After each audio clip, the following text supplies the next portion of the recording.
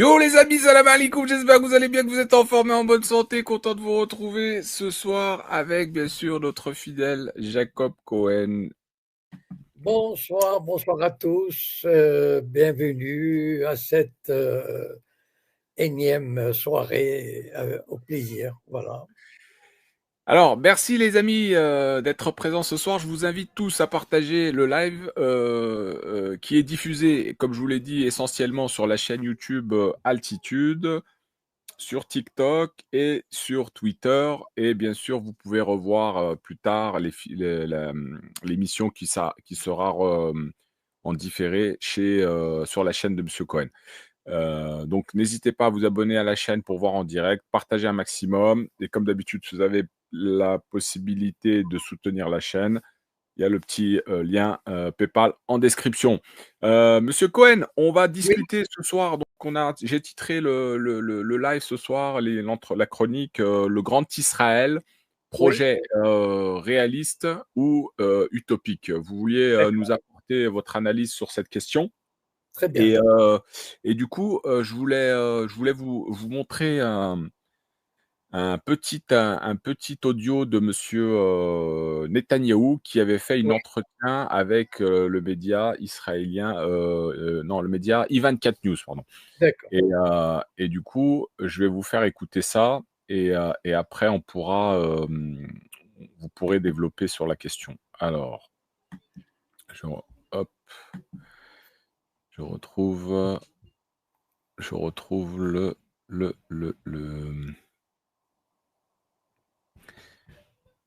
Alors, une petite seconde que je vous retrouve là. Hop. Alors, ici. Est-ce qu'il y a du son? Je suis pas sûr, mais on va voir quand même. S'il n'y a pas le son, je vais vous le passer avec le téléphone. Là. Alors, ici.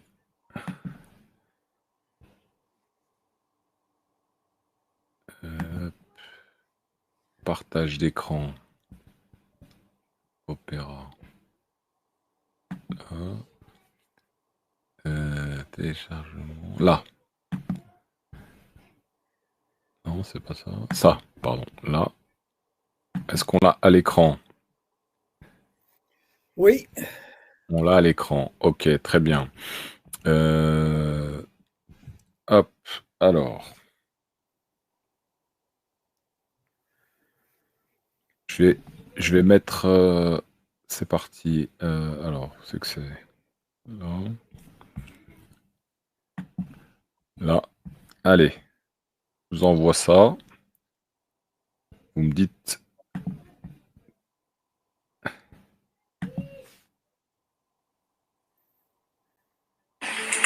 זה הוויז'ן שלי, זה אחד הדברים שחלמתי עליהם, מפת הארץ המובטחת.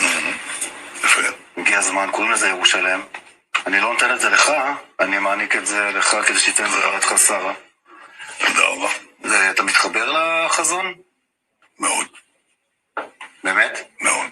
זה ישראל השלמה. Le présentateur Sharon Gall a demandé à Netanyahou s'il se sentait proche d'une vision du grand Israël. מאוד. באמת? מאוד. זה ישראל השלמה.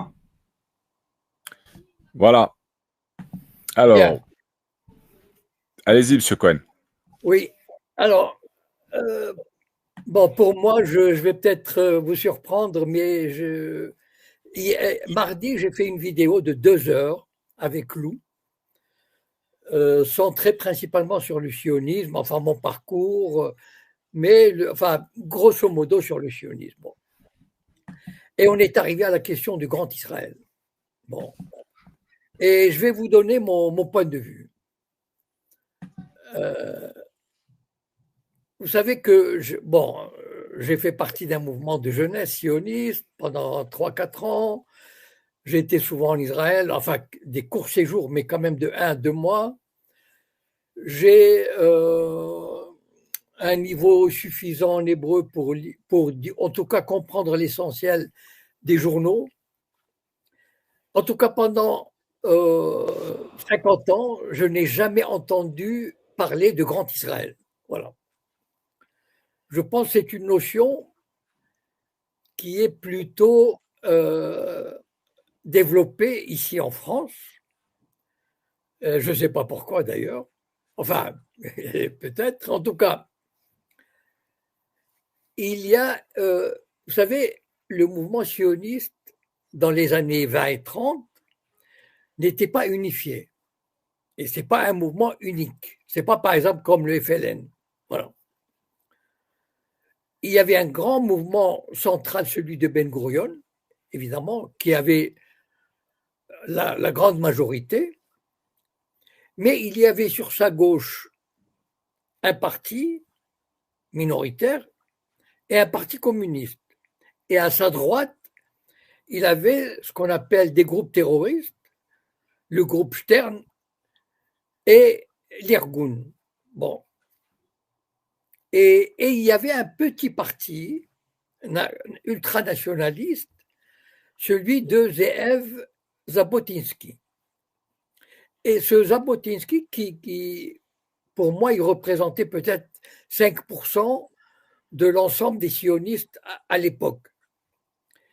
Il avait effectivement, lui, il rêvait d'un grand Israël. Et cette carte-là qu'on vous montre des fois, elle vient de son parti, qui incluait la Jordanie, etc. Bon.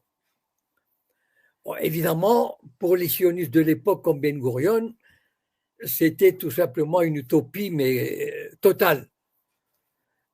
Je vais juste vous rappeler une chose. En 1948, quand l'État d'Israël a été proclamé, il y avait, la population juive était de 600 000. Bon, d'accord. Et bon, on ne peut pas dire qu'on rêvait d'extension. Cela étant, la guerre de 67 a permis aux Israéliens d'étendre leur territoire de 4 à 5 fois. Bon. Mais, vous savez, le Sinaï, ils ont essayé de le coloniser. En fait, c'était impossible parce que c'était un territoire qui faisait 10 fois ou 15 fois le territoire israélien. Bon. Et donc, oui, voilà, cette carte-là, elle me paraît. Enfin, pour moi, je vais développer tout ça. Bon. Donc, en fait, ce que je vous ai dit, c'est que je n'ai jamais entendu parler de cette expression, le Grand Israël. L'extrait que nous avons entendu tout à l'heure, avec Netanyahou, que je connaissais d'ailleurs, et que j'ai évoqué dans la vidéo avec Lou mardi, Netanyahou parle en hébreu, il utilise le terme Israël complète ou entière. C'est pas la même chose que Grand Israël. C'est-à-dire qui comprendrait ce qui est fondamentalement, ce qui appartiendrait fondamentalement à Israël, c'est-à-dire par la tradition, etc. Bon. Or, les territoires qui appartenaient à Israël selon la Bible, c'est surtout, se trouvent en Cisjordanie. Ce sont les territoires historiques. Il y a Hébron, par exemple, où est enterré Abraham. Il y a Naplouse, qu'ils appellent Shrem. Et donc, cela dit, Israël n'a pas renoncé à étendre son territoire. Mais ce sont des extensions minimes, c'est-à-dire le Golan.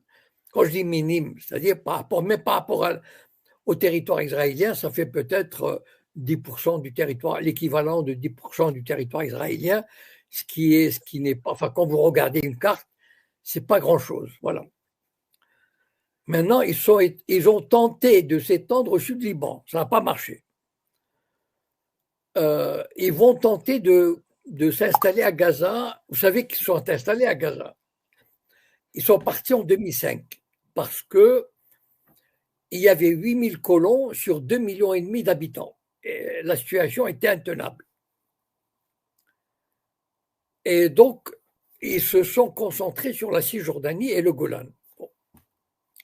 Donc, c'est sûr et certain que les Israéliens vont chercher à éventuellement conquérir le sud Liban. Et encore, ils ont eu du mal. Bon, mais admettons, voilà. La côte de la mer Rouge qui va jusqu'à Sharm el-Sheikh, je pense que pour eux, elle est complètement, enfin, c'est une utopie totale, puisque le régime égyptien, je pense, il est suffisamment assez fort. D'ailleurs, on a vu la vulnérabilité des Israéliens, mais sur le plan militaire. Il y avait une obsession d'Israël en ce qui concerne la conquête de la rive est du Jourdain, c'est-à-dire le fleuve qui sépare Israël de la Jordanie. Mais jusqu'à présent, les Israéliens n'ont pas osé y toucher. Bon. Donc, imaginez un instant, enfin, je veux dire, ce petit pays qui veut aller, enfin, qui aurait voulu aller jusqu'en Irak. Donc, l'extrait qu'on nous a montré, il ne va pas dans le sens du grand Israël. D'accord? Voilà, parce que les termes hébreux qu'il a utilisés, ça veut dire Israël complète. C'est pas la Jordanie, l'Irak ne font pas partie, à ma connaissance en tout cas, n'ont jamais fait partie d'Israël. Bien sûr, ils sont cités dans la Bible. Abraham a fait un passage peut-être, mais bon, mais c'est pas. Enfin, je veux dire, les tribus, les 12 tribus, ils ont vécu sur le territoire, la Cisjordanie et Israël actuel. Voilà, bon.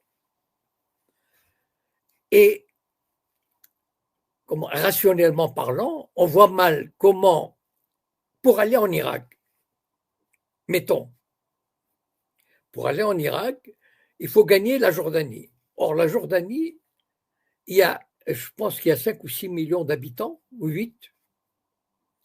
Ce sont des anti-israéliens incroyables. C'est-à-dire que ces gens-là, il y aura 3 ou 4 millions de Jordaniens qui prendront un couteau ou une hache pour combattre les Israéliens. Donc, ça ne sera pas une promenade de santé. Mais en fait, ils n'ont même pas, enfin, je veux dire, déjà, ils ont du mal, ils ont du mal, c'est-à-dire pour remplir la Cisjordanie. Voilà. En fait, pour moi, il y a un empire sioniste. Il y a un empire. Mais cet empire, il impose son autorité pas par la colonisation, pas par l'occupation. Il n'aurait pas tout simplement pas les moyens, mais par la terreur, la menace, le renversement. Par exemple, aujourd'hui, la Jordanie, l'Arabie saoudite, ce sont des pays, l'Irak, etc., qui obéissent, enfin en tout cas, ils ne font rien, ou la Syrie, ou l'Égypte, ils ne font rien qui puisse énerver Israël. Voilà, pour le dire poliment. Ils collaborent, voilà. Et c'est ça, pour moi, le sens de l'empire sioniste. Voilà. De l'empire israélien, ça veut dire qu'ils imposent une pax israélana, une paix juive, une paix israélienne. Ça veut dire que ces pays-là ne sont pas indépendants. Enfin, où ils sont pas totalement souverains. Ils peuvent pas se faire ce qu'ils veulent. Voilà. Par exemple, ils assistent impuissants au génocide à Gaza. Voilà. Ils ne sont même pas capables d'envoyer des camions d'aide. Parce qu'Israël leur a dit, vous n'enverrez pas des camions d'aide. Voilà. Et ils n'envoient pas. Et c'est ça l'empire. L'empire, ça veut dire un centre névralgique puissant, capable de taper fort sur celui qui ose relever la tête. Voilà. C'est ça l'empire. Donc Israël n'a pas besoin de coloniser, d'occuper, etc. Non, Il suffit qu'ils disent « Eh, vous faites ceci, vous faites cela, vous ne faites pas ceci, vous ne faites pas cela. » Et il est obéi. Voilà. C'est ça un empire. Un empire qui n'a pas les moyens, c'est pas comme les Romains. Et encore, même les Romains faisaient ça. Les Romains ne pouvaient pas coloniser partout. Maintenant, Lou, il avait sorti un argument auquel je crois n'avoir pas répondu parce que peut-être j'avais pas le temps ou j'y avais pas pensé. Et lui, il m'avait dit oui, mais certes, mais c'est peut être un projet à long terme. Ça veut dire sur un siècle ou deux. C'est-à-dire qu'aujourd'hui, il y a seulement 7 millions d'Israéliens juifs.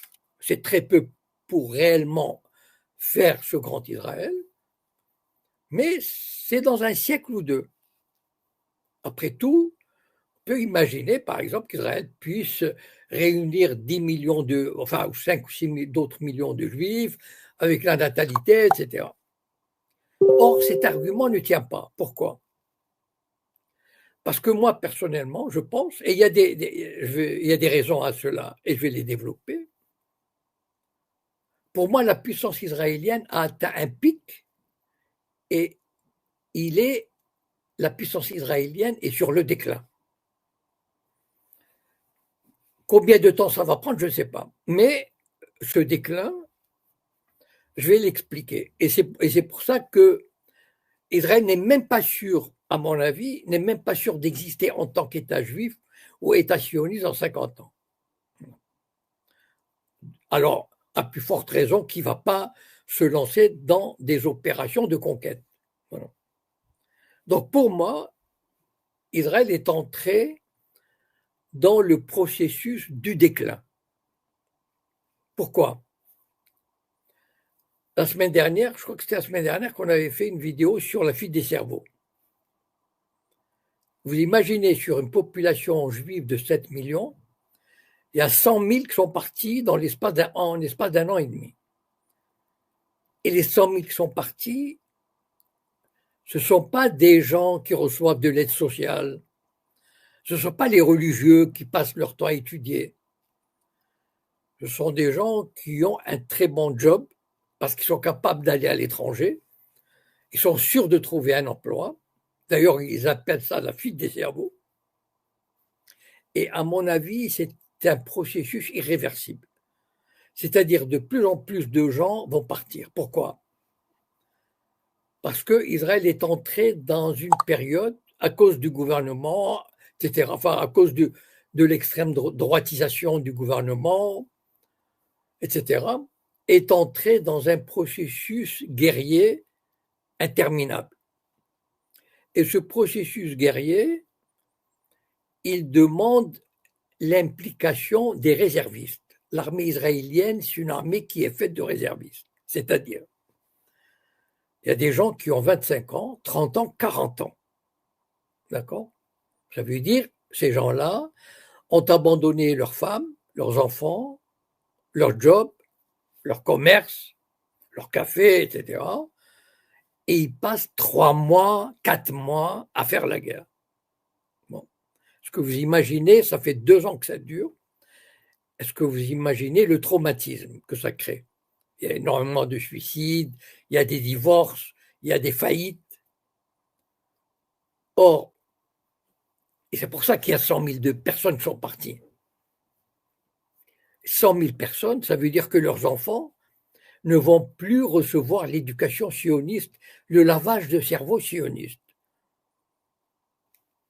Et donc, ils vont aller dans les écoles à Berlin, ailleurs, enfin, je sais partout où ils vont vivre, et ils vont respirer la liberté.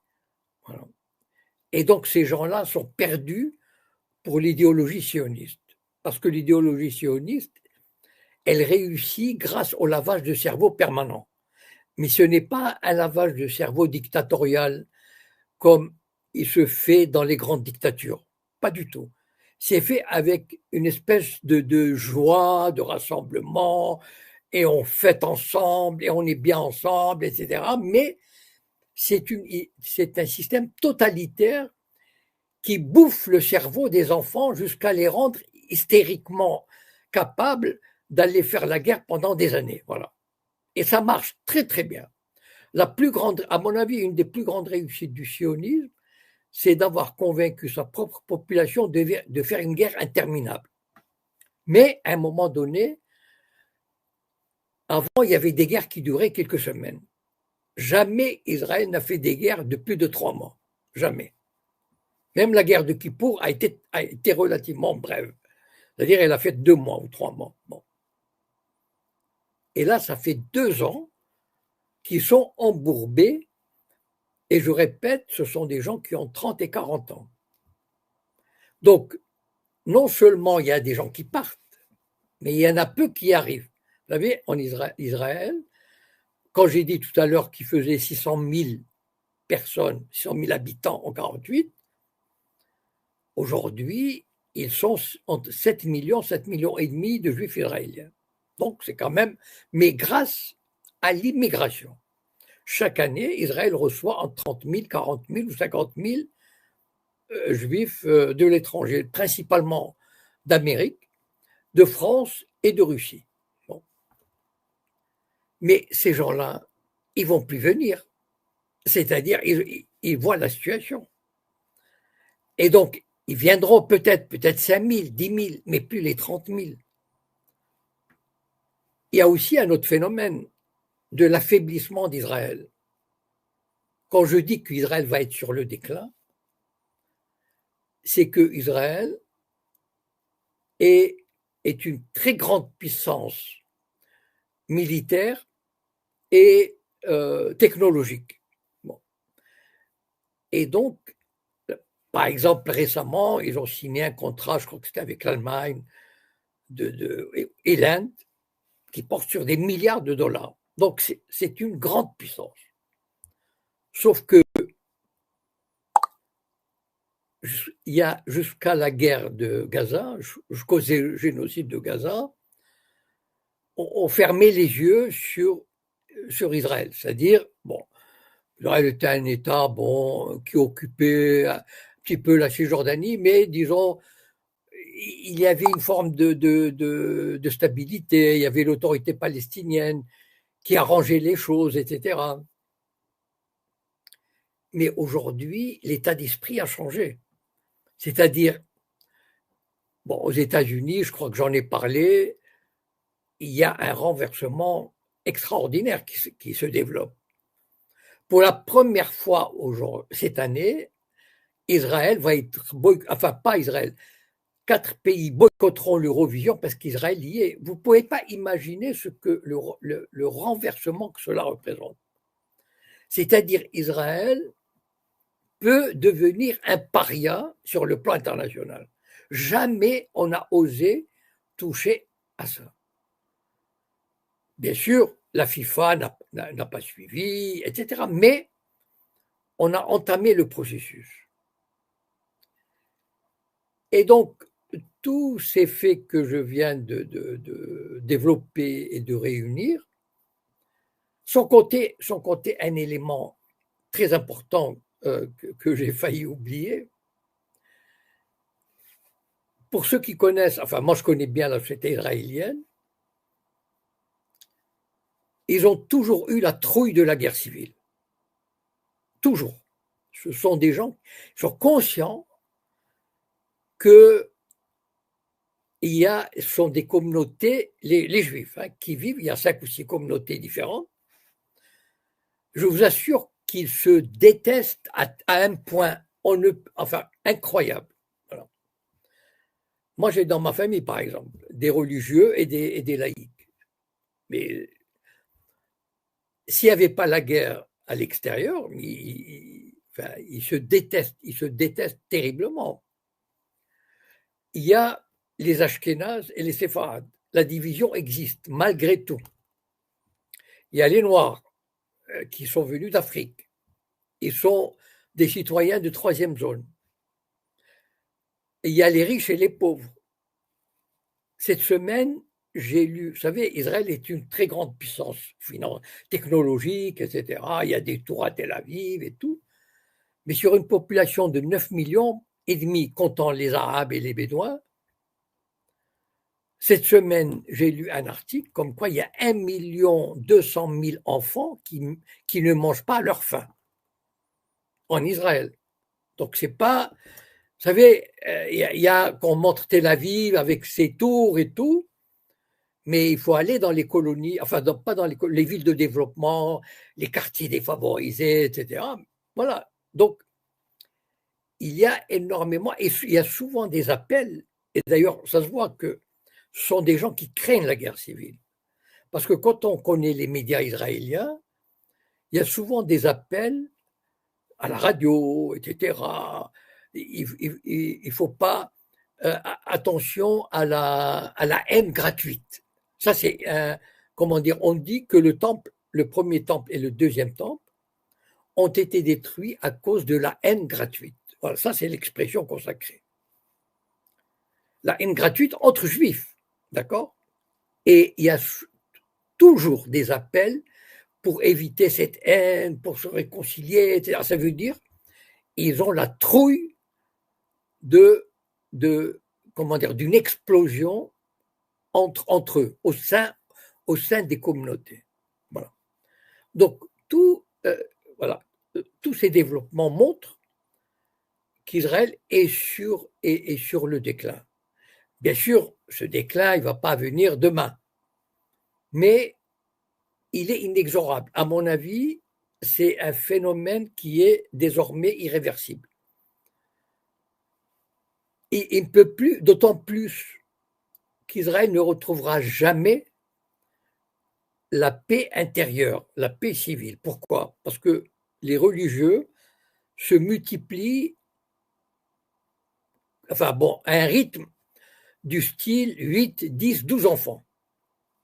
Et ces religieux, la plupart ne veulent pas travailler. Ils ne font pas l'armée. D'ailleurs, il y a un projet de loi.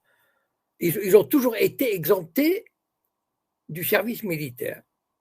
Et il y a en ce moment un projet de loi que Netanyahou veut faire passer pour les exempter, malgré l'ordre de la Cour suprême d'adopter une loi égale pour tous. Parce que les religieux sont devenus incontournables dans le paysage politique israélien. Et donc, ça augmente la frustration et la haine contre les religieux. Voilà des jeunes qui ne défendent pas le pays, alors que des réservistes qui ont 30 et 40 ans sacrifient leur famille, etc. Et ça augmente la haine entre religieux et laïcs, etc. Voilà, donc c'est pour ça que le projet du Grand Israël, on peut l'oublier. Voilà. Pour toutes ces raisons-là, je pense qu'Israël est plutôt sur le déclin. C'est un déclin qui est, à mon avis, irréversible. Vous savez, il y a plusieurs signes, par exemple, même dans certaines universités américaines, même en Norvège, par exemple, la Norvège a ce qu'on appelle un fonds, voilà, un fonds souverain.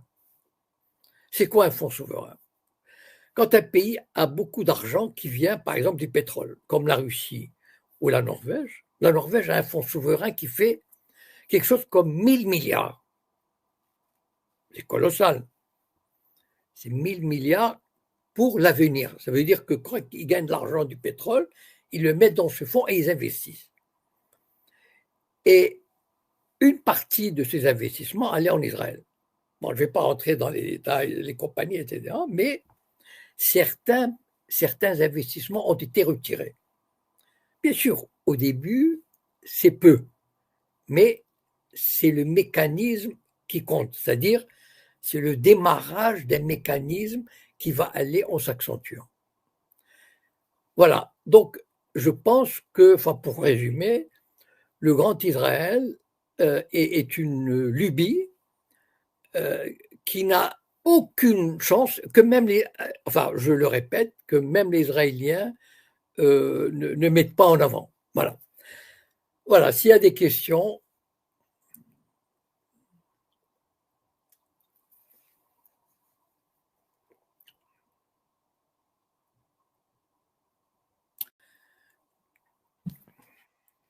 Alors, Alors, merci M. Cohen pour votre analyse sur la question. Je vais prendre une question qui vient de tomber là sur le chat.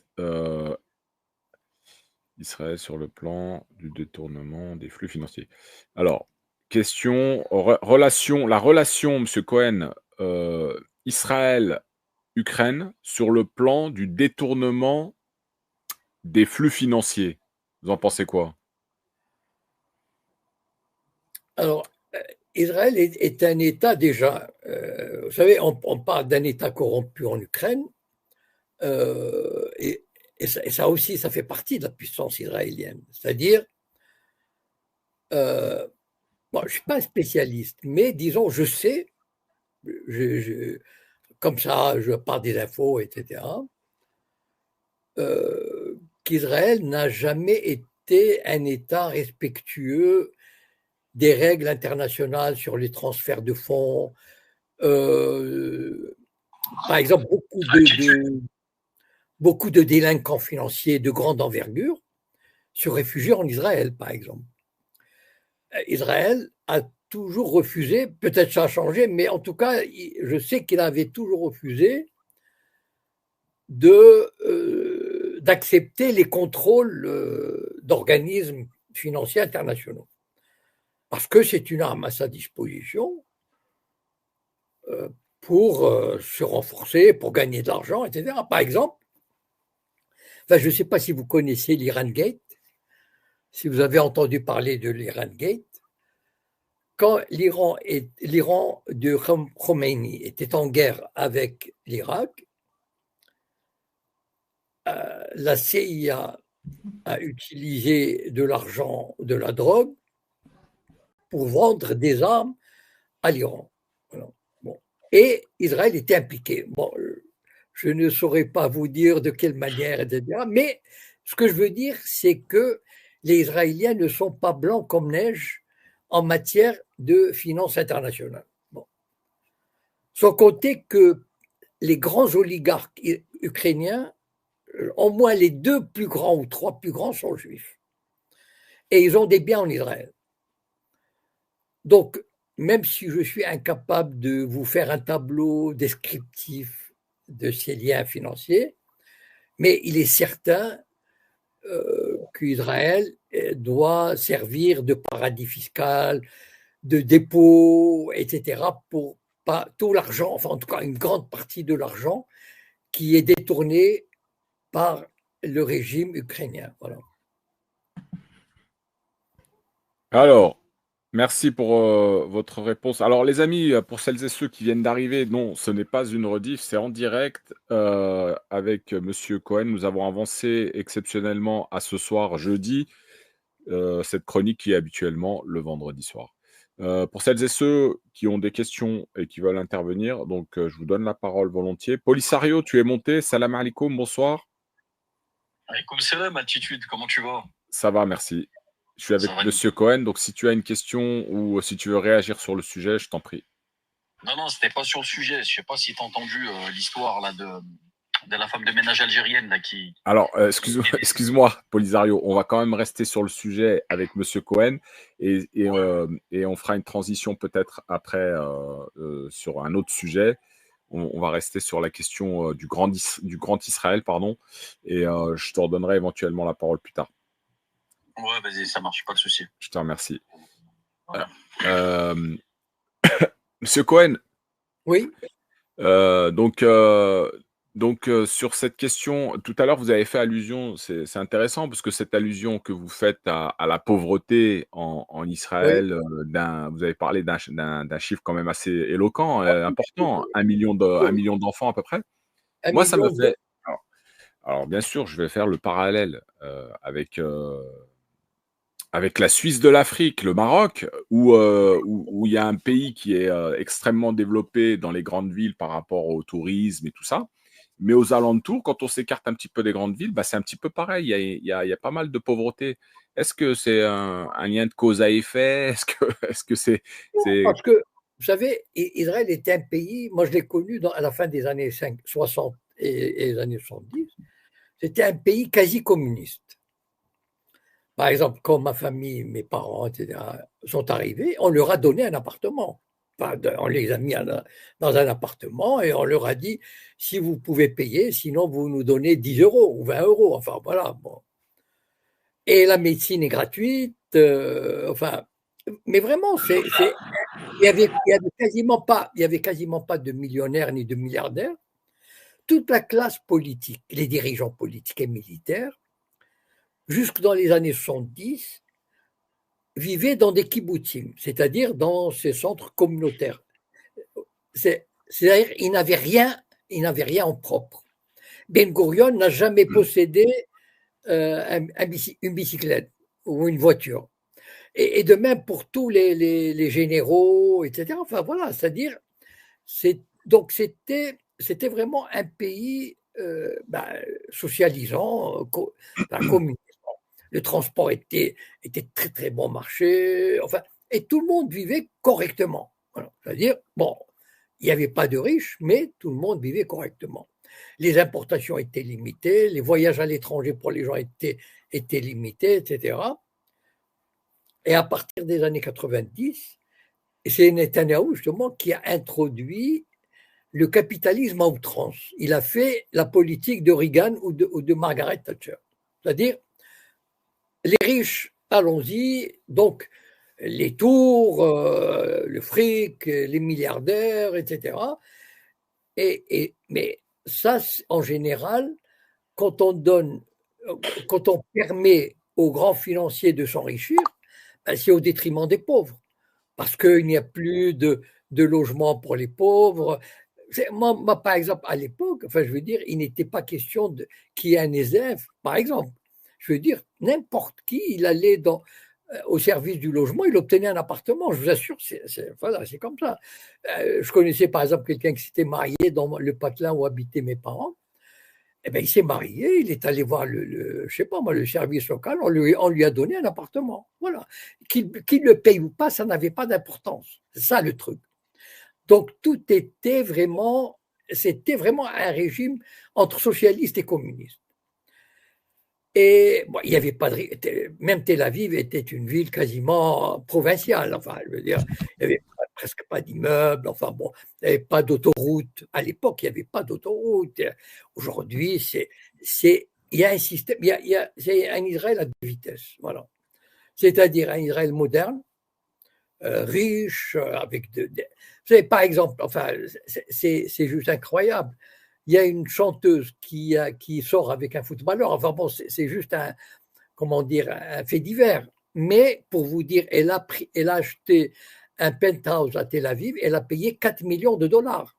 Enfin, je veux dire, imaginez, enfin, alors que un appartement dans une banlieue très très lointaine va faire peut-être 100 000 dollars, enfin, ou 150 000 dollars et encore.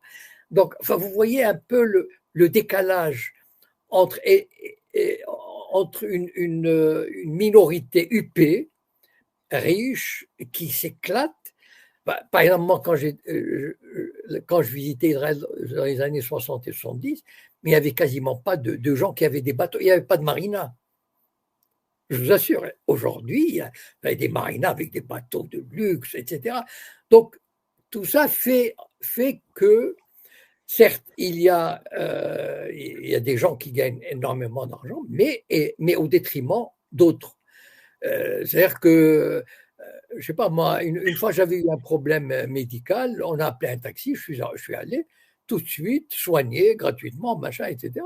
Aujourd'hui, pareil, tu attends, je ne sais pas combien, on attend des semaines ou des mois pour une opération, parce que voilà, tout le système il est basé sur le fric. Et c'est ce qui explique qu'il y ait des gens, enfin 1 million, comme j'ai dit, 1,2 million, qui ne mangent pas à leur faim. Voilà. Parce que le système capitaliste, il permet, c'est-à-dire la financiarisation du système. Voilà. Ok, merci M. Cohen. Alors justement, alors je salue Karim qui est là, qui vous salue M. Cohen aussi, et qui dit que l'effort de guerre israélien est financé à 70% par les États-Unis. La source, c'est le monde diplomatique. C'était une parenthèse. Ah, je dirais même il est financé à 80%. Même. Enfin, je veux dire, d'abord, les États-Unis versent 4 milliards de dollars par an comme aide militaire. 4 milliards. C'est l'équivalent. Imaginez si la France, par rapport à la population, c'est comme si la France recevait 30 milliards par an. Est-ce que vous imaginez quel est le budget de la défense en France? Il doit être autour de 40 ou 50 milliards. D'accord? Bon. Eh bien, Israël, et ça, c'est, comment dire, c'est l'officiel. Voilà. C'est-à-dire, c'est la somme officielle. Après, par exemple, quand il y a la guerre de Gaza, les États-Unis ont versé, je ne sais pas, 20 milliards. Donc, en fait, c'est pas seulement 4 milliards. Donc, quasiment tout est financé. Et puis, il y a le financement privé d'Israël. C'est-à-dire, Israël vend des bons, ce qu'on appelle des bonds, des obligations. Donc, il y a des gens qui achètent 1 million pour 10 millions, etc. Et puis, il y a les aides privées. J'ai raconté cette histoire, par exemple. Un soir, ça s'est passé il y a quelques années, un soir, Spielberg, il a invité des amis producteurs, etc. Et à la fin du cocktail, il leur a dit, bon, sortez vos chéquiers, c'est pour Israël. Bon. En un soir, il a récolté 31 millions de dollars. Et hop, voilà, pour Israël. Et donc, mais imaginez, par exemple, vous avez des milliardaires comme Ellison, etc. Mais, enfin, je veux dire, c'est presque sans compter. Donc, c'est ça aussi qui tient Israël.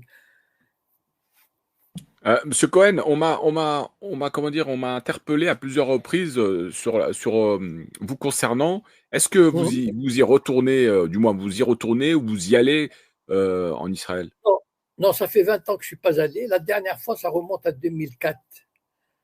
Voilà. Et donc, à partir du moment où j'ai commencé à faire des vidéos, etc., le système est devenu très répressif.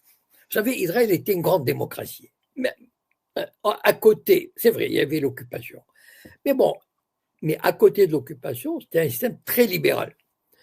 La presse était très libérale. Voilà.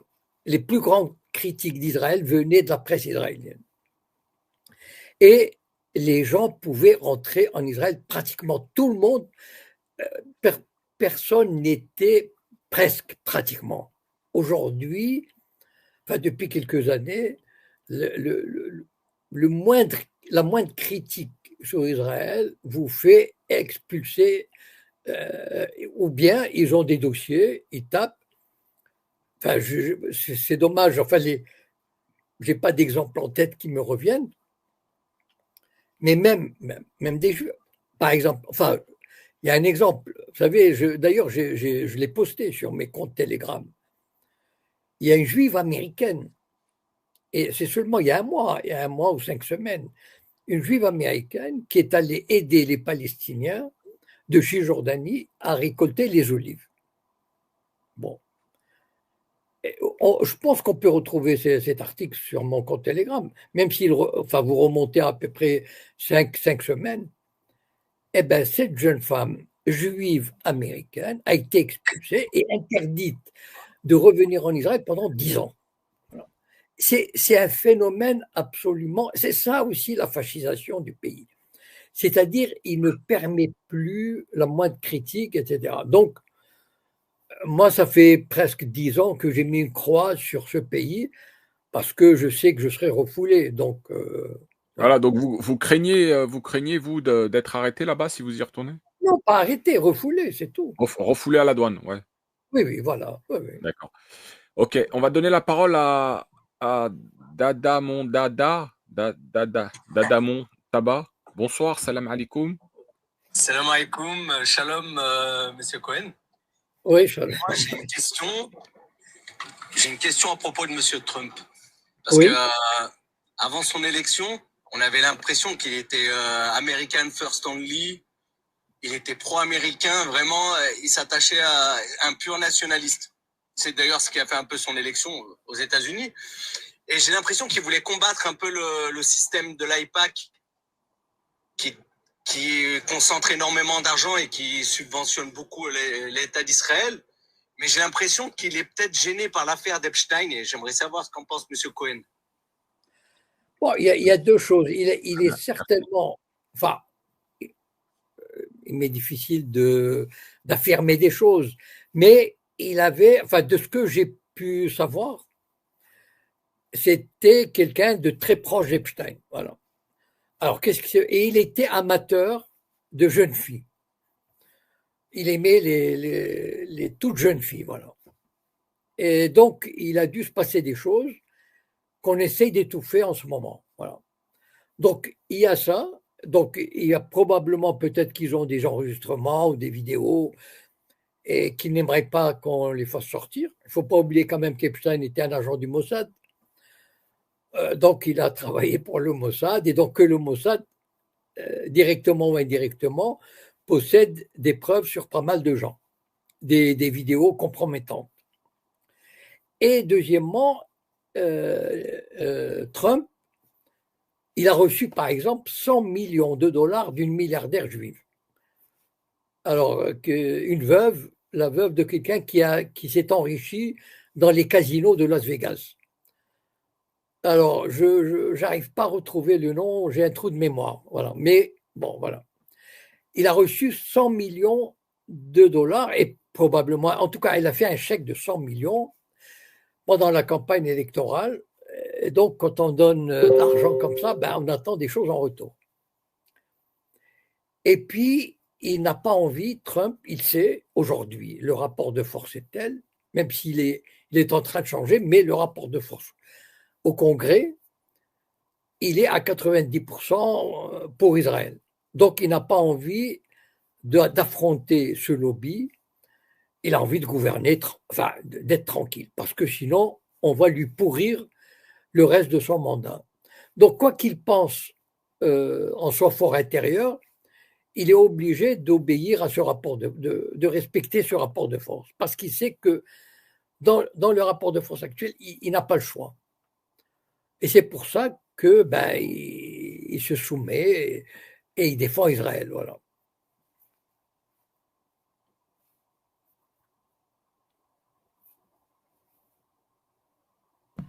Vas-y, on t'écoute, Dada.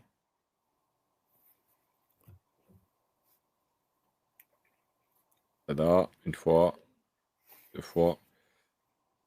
Bon, je crois qu'il y a un problème de connexion. Monsieur Cohen, il y avait une question qui avait été Oui. posée par un auditeur qui suit apparemment les chroniques. C'est concernant, puisque vous dites que le projet sioniste est un échec, pourquoi dites-vous Non, alors ah, pardon, allez-y, terminez. bon, c'est la question, après vous pourrez répondre. Oui, allez-y. Pourquoi dites-vous donc que le projet sioniste est un échec? Non, puisque le projet sioniste est un échec, pardon, pourquoi dites-vous que les musulmans devraient s'inspirer de leurs méthodes sans éthique pour s'imposer de leur vue? Alors, le projet sioniste. Pour imposer leur vue, pardon. J'ai dit s'imposer, mais c'est pour imposer. Le projet sioniste est arrivé à une impasse. Enfin, et il va aller sur son déclin. Parce qu'à force de s'appuyer uniquement sur la force, enfin bon, je ne vais pas revenir sur. Mais s'appuyer sur la force, et il a laissé se développer des tensions internes insoutenables entre les religieux, les laïcs, etc. Et donc, c'est un échec dans la mesure où si le projet, à mon avis, le projet sioniste, un jour ou l'autre, il va éclater. C'est-à-dire, il va se trouver face à une impasse et il va s'écrouler. C'est un processus qui peut prendre, je ne sais pas moi, 10 ans, 20 ans, 30 ans. Je ne sais pas quelle voie il va suivre. Parce qu'il est face à des tas de contradictions que j'ai développées tout à l'heure. Donc, voilà, les départs, etc. Enfin bon. Donc, je ne vais pas revenir là-dessus. Mais tous ces symptômes vont s'aggraver. Voilà. Pourquoi j'ai dit j'ai toujours dit que les Arabes ou les musulmans devraient s'inspirer des méthodes sionistes, parce que les sionistes ont des méthodes, peut-être qu'on étudiera à l'avenir dans les universités ou dans les classes politiques pour s'en inspirer.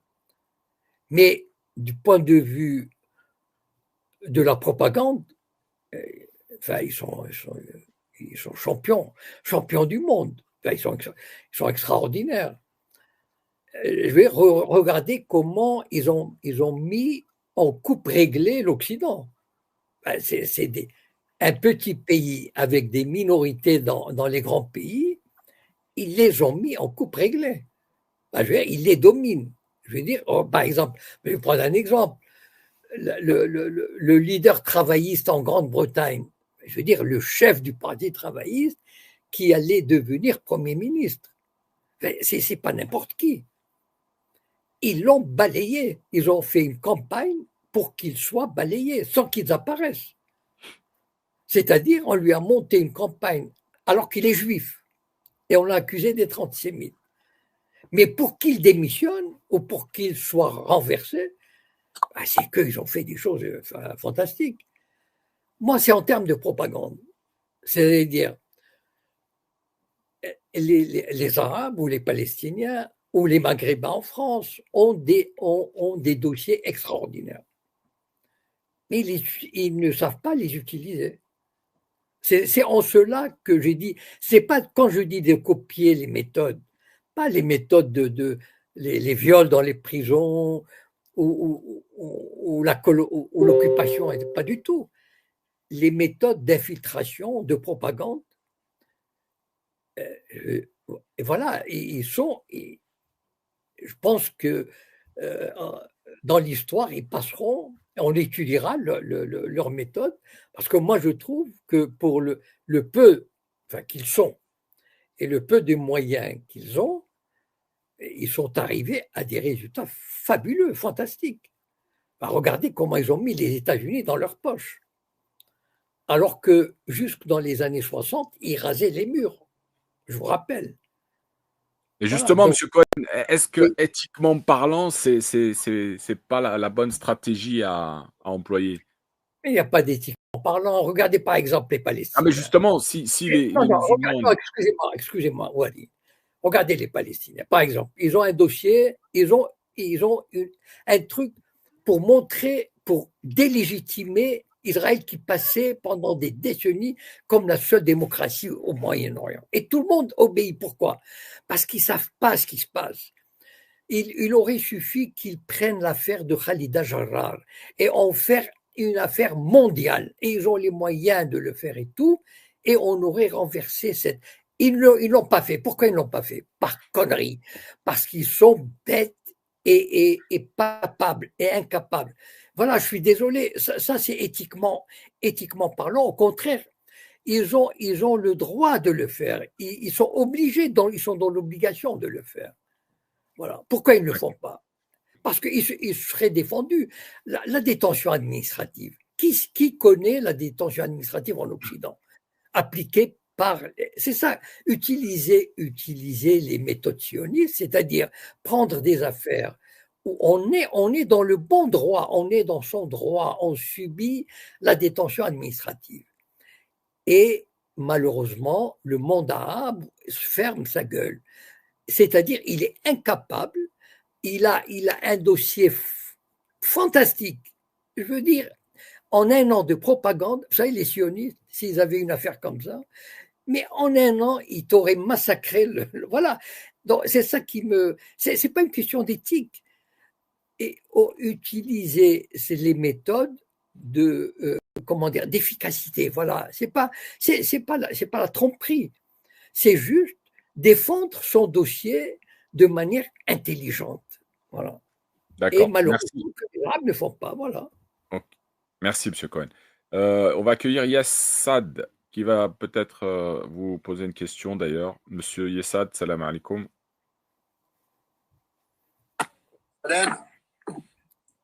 Et en fait, moi, comme je viens d'arriver, il avait commencé sur quoi, Jacob, pour pas que je vais pas le détourner du sujet auquel il déroule. Alors, excuse-moi, je te laisse redescendre alors, et puis tu écoutes d'en bas, et puis si tu as une question sur le sujet, éventuellement, tu pourras remonter, il n'y a pas de souci.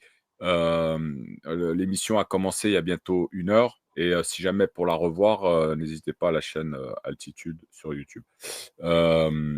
Bon, toi, tu vas dégager, parce que je te vois déjà depuis en bas, là. Allez, oust. Monsieur Cohen. Oui. Qu'est-ce que je voulais dire? Je voulais juste préciser quelque chose pour nos auditeurs, hein, effectivement, puisqu'il y a souvent je regarde un petit peu souvent les commentaires, hein, sur votre chaîne, voilà. Et en fait, moi, ce que je veux préciser aujourd'hui dans cet entretien avec Monsieur Cohen, c'est que nous avons décidé il y a maintenant presque 3 ans de faire cette chronique hebdomadaire. En parlant de sujets d'actualité, et surtout basés sur la géopolitique au Moyen-Orient et tout ça. Mais il faut savoir que moi, Altitude, alias Wari, je suis youtubeur, je n'ai pas le bagage intellectuel où M. Cohen, c'est lui qui apporte les analyses, c'est lui l'intellectuel, c'est lui l'écrivain. Je ne suis même pas un journaliste. Et c'était juste pour préciser tout simplement, hein, quand vous écoutez la chronique avec Monsieur Cohen et moi-même, moi j'interviens un peu, je donne un peu de contenu, j'apporte un petit peu et je fais aussi intervenir les auditeurs. Voilà, donc si vous avez des critiques à faire, vous pouvez, il n'y a pas de problème, mais c'est surtout sur les analyses qu'apporte Monsieur Cohen qu'il faut poser des questions et rebondir sur ces questions. Voilà. Monsieur Cohen, bon, on est à quasiment 1 heure. Je voulais juste. Alors, est-ce qu'il y avait quelqu'un d'autre qui voulait rebondir? Non. Bon. Monsieur Cohen, je voulais juste vous poser une question. C'était concernant une actualité un petit peu, comment dirais-je, je ne sais même pas si je devrais en parler, mais ça suscite un petit peu des questionnements comme ça sur les réseaux. Oui. C'est lié à la déclaration du 14 décembre par le mouvement d'autodétermination kabyle, présidé Oui. par Ferhat Behani. Oui. Est-ce que vous avez entendu parler de cette date du 14 décembre? Non, mais je sais qu'il est, il a été reçu par le Parlement britannique, et je crois qu'avoir entendu quelque chose comme ça, oui. Donc, apparemment, bon, il est manipulé par le Mossad, c'est évident. Enfin, je veux dire, c'est presque, c'est une banalité de le dire, c'est une lapalissade. Donc, il est l'instrument du Mossad et d'autres services occidentaux, et qui ont décidé, à mon avis, quand j'ai vu ça, parce qu'il est à ce moment, il est dans l'actualité, à mon avis, ils ont décidé de frapper un grand coup grâce à lui, ou en le mettant en avant, et donc de fragiliser un peu le gouvernement algérien, parce que si jamais il y a une déclaration d'indépendance qui peut-être reconnue ou aidée officiellement, etc., je crois que l'Occident a décidé de précipiter les choses. Quand j'ai vu les manœuvres diplomatiques autour de ce mouvement récemment. Oui. Alors, Monsieur Cohen, est-ce qu'Oui. elle est pas un petit peu utopique, cette déclaration, un peu comme le Grand Israël, hein, Évidemment, elle est utopique, mais elle est quand même, comment dire, c'est un caillou dans la chaussure, si vous voyez ce que je veux dire. C'est-à-dire, bien sûr, elle n'a aucune chance, voilà. Mais voilà, ça permet quand même d'égratigner, comment dire, de gêner. Bon, voilà, mais c'est sûr qu'elle n'a aucune chance d'aboutir, voilà, dans le cadre actuel. Mais voilà, c'est quand même quelque chose qui est là, qui gêne, voilà. Donc, c'est ça le but. Le but, c'est pas, bien sûr, on sait très bien qui n'a aucune chance. Monsieur, Mais, monsieur, monsieur, monsieur Cohen, comment dire, oui, allez-y, excusez-moi, je vous ai coupé. oui, mais on a, comment dire, on a un objet comme une pique qu'on peut utiliser de temps en temps pour harceler le pays en question. Voilà. Alors, je vais peut-être vous apprendre quelque chose que j'ai découvert tout récemment, c'est Oui. que ce Ferhat Mehani était dans l'avion en 1994 qui avait été détourné, l'avion d'Air France Ah bon. à l'époque. Et en fait, c'est quand même assez surprenant de le voir aujourd'hui, 30 ans après, faire cette déclaration.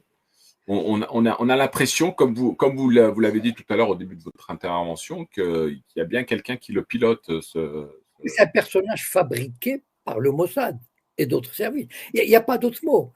Il n'aurait eu, mais comment il aurait pu approcher, être accueilli par le Parlement britannique s'il n'y avait pas le Mossad derrière et les Sayanim? Qu'est-ce qu'il est? Il ne représente rien. Alors que lorsque le Mossad met en œuvre tous ces Sayanim, il peut arriver à pas mal de choses, ce type-là. Il aura, par exemple, il y a des interviews. Eh ben voilà, mais les interviews, c'est quoi? C'est un coup de fil de BHL qui connaît très bien les dirigeants de toutes les chaînes. Et voilà, donc c'est comme ça que ça marche.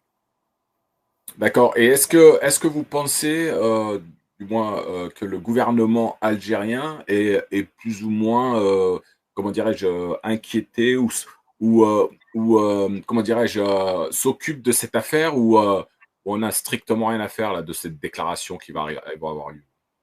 Non, je crois pas. Enfin, et, il n'y a pas d'inquiétude à avoir. Encore une fois, enfin, je veux dire, il n'y a aucune chance. Enfin, il n'y a vraiment, il n'y a pas lieu de faire quoi que ce soit d'ailleurs, même de mener une campagne contre lui ou quelque chose, parce que c'est au contraire, il ne faut pas le mettre en avant. Mais disons, c'est une arme comptante. Voilà, par exemple, comme Boualem Sansal qui fait des déclarations sur le Sahara oriental maintenant. Donc en fait, ce sont des petites piques, vous savez, comme le torero, là, quand on le toréador. Avant d'affronter le taureau, il y a des gars à lui, des aides, qui ont des banderies qui piquent le taureau pour l'affaiblir, etc. Moi, je donne cette image, c'est-à-dire, voilà, on veut piquer un petit peu l'Algérie, lui dirait attention, fais gaffe, etc. Voilà. Bon, ils essayent, mais c'est pas ça qui va. Je crois pas. Enfin, ça n'a aucune chance parce que, je veux dire, le pays est costaud. Enfin, aucun pays ne reconnaîtra vraiment, n'osera se lancer dans une reconnaissance formelle, etc. Enfin, c'est totalement impensable. Mais ce sont des petits gestes qui énervent. Voilà. Oui, alors, Monsieur Cohen, est-ce que vous accepteriez, vous, d'être, admettons, par exemple, si on vous inviterait dans un média, hein, par exemple, I24 News, est-ce que vous accepteriez d'y aller? Alors, ça dépend. Si c'est en direct et si on me laisse le temps de parler. Voilà. Oui, j'accepterai, mais assez conduit. Vous savez, une fois, j'ai fait l'expérience, j'étais avec, oh zut, comment il s'appelle déjà, celui le pianiste qui s'est Ah, réfugié à Istanbul. Mon Dieu, c'est pas possible. j'ai oublié Celui son nom aussi, je suis désolé. il était à qui a parlé de Oui, oui, franc-maçonnerie. oui, non, mais je vois tout à fait, Monsieur Cohen, ça va me revenir. Désolé. On était invités tous les deux par Arte. Et on était très contents parce qu'on s'était dit, quand même, Stéphane Blais. voilà, Stéphane Blais. Alors, ça devait être en 2016 à peu près. Et je me souviens, on avait tourné, il fallait voir, enfin, c'était une triple production, une coproduction allemande en langue allemande, hein, allemand, Autriche et Suisse. Donc, vous imaginez les moyens qu'ils ont mis. Bon. Et à Paris, il y a ce qu'on appelle un institut d'histoire germanique et qui ont un très beau jardin. Et on avait tourné là-bas. C'est moi d'ailleurs qui leur avais suggéré ce lieu parce qu'il m'arrive d'aller là-bas pour travailler, enfin bouquiner. Ils ont un super jardin, c'est dans le Marais, à côté de la place des Vosges. Et on a tourné, moi ils m'ont fait parler pendant, je sais pas, 20-25 minutes. Stéphane Blé, pareil. On était très contents, on est parti, etc. Voilà. Mais on ne savait pas ce que c'était. Et en fait, un mois après, on découvre que de tout ce que j'ai dit, ils ont retenu 52 secondes. Je les ai comptés. 52 secondes, pourquoi? Pour me faire dire quelque chose. Et après, il y a quelqu'un qui est venu me démolir. Donc, en fait, j'ai servi de punching ball. Voilà. Et Stéphane Oui, Blé, pareil. c'est la stratégie des médias, ça. Ouais. Oui, mais moi, sincèrement, je ne savais pas. Je ne savais Oui. pas. Et donc, ou non, je ne savais pas, c'est-à-dire, je me disais, enfin, je ne connaissais pas. Mais voilà, maintenant, j'ai tiré la leçon. Je me dis, si un site veut m'interviewer, que ce soit en direct, donc ils ne peuvent pas me couper, ils ne peuvent pas interpréter, etc., et que j'ai l'occasion de parler librement pendant longtemps, pas une minute ou deux. C'est-à-dire, par exemple, il y a des gens qui sont invités, vous savez, il y a des gens qui sont invités, par exemple, sur, je ne sais pas moi, les télés. Mettons, quelqu'un qui est pour un peu pro-russe, par exemple. Bon, seulement il est entouré par 5 ou 6 personnes qui sont pro-ukrainiens. On le laisse parler pendant une minute ou deux et après on lui tombe dessus.